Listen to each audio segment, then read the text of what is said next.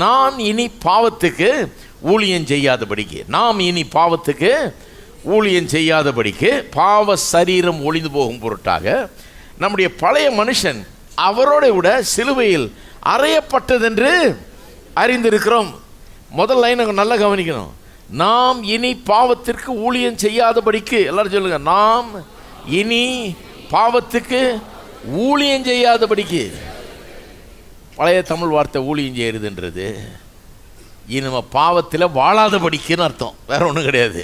நம்ம பாவத்தில் வாழாதபடிக்கு, அதுக்கு சேவை செய்யாதபடிக்கு, அதுக்கு தலை வணங்காதபடிக்கு, அந்த பாவத்தின் அடிமைத்தனத்தில் இராதபடிக்கு, அதற்கு இணங்காதபடிக்கு, நாம் இனி அதுக்கு அடிமையாக இல்லாதபடிக்கு பாவ சரீரம் ஒளிந்து போகும் பொருட்டாக நம்முடைய பழைய மனுஷன் அவரோட கூட சிலுவையில் அறையப்பட்டதென்று.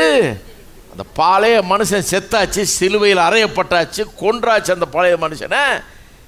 இனி அந்த பாவத்தை நான் செய்ய வேண்டிய அவசியம் இல்லை, பாவத்துக்கு நான் இணங்க வேண்டியதில்லை, தலை சாய்க்க வேண்டியதில்லை, அதுக்கு நான் இணங்கி கொடுக்க வேண்டியதில்லை, சம்மதம் தெரிவிக்க வேண்டியது. நிறைய பேர் சொல்கிறாங்க இல்லையா, பாவம் என்னை அப்படி செய்ய வச்சிருச்சுங்க, அப்புறம் அது முடியலன்னா நேராக பிசாசுக்கு போயிடுவாங்க, பிசாசு தான் என்ன அப்படி பண்ணிட்டான் அப்படிவாங்க. இவங்க எதாவது பண்ணிவிட்டு என்ன சொல்லுவாங்க, பாவம் செஞ்சிச்சு பிசாசு செய்யுது.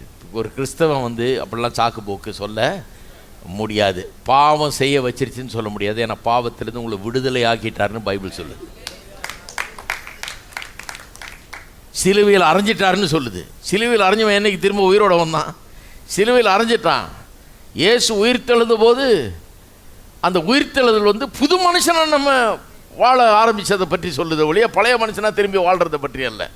அப்போ செத்தாச்சு, பழைய மனுஷன் சிலுவையில் அறையப்பட்டாச்சு, அப்படி தான் பைபிள் சொல்லுது. அப்போ பழைய மனுஷனை நம்ம எழுப்பக்கூடாது திருப்பி. இல்லை பிரதர், இந்த பாவம் இன்னும் கொஞ்சம் லேசாக இருக்குது பிரதர், அதனால தான் அப்படி செஞ்சுட்டேன்னாக்கும் கிடையாது.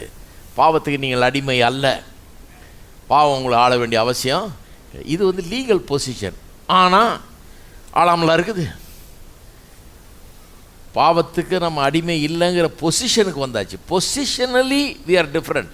பொசிஷனல்னா நம்முடைய நிலைமை இன்றைக்கி வேறு மாதிரி மாறிடுச்சு, வேறு நிலைமையில் இருக்கும். அன்றைக்கி எப்படி இருந்தோம், பாவம் தான் செய்ய முடியும், கழுத்தை பிடிச்சி செய்கின்ற மாதிரி பிசாசு பிடிச்சிருந்தான் நம்மளை, பாவம் நம்மளை அடிமைப்படுத்தி இருந்துச்சு இல்லையா. இன்றைக்கி கழுத்தை பிடிச்சி அப்படிலாம் செய்யலை. நான் சுதந்திரம் ஆயிட்டேன், விடுதலை ஆயிட்டேன், இயேசு என்னை விடுவிச்சிட்டாரு, அந்த பாவத்துக்கு செத்தவன் ஆயிட்டேன், சிலுவையில் அறையப்பட்டுருச்சு.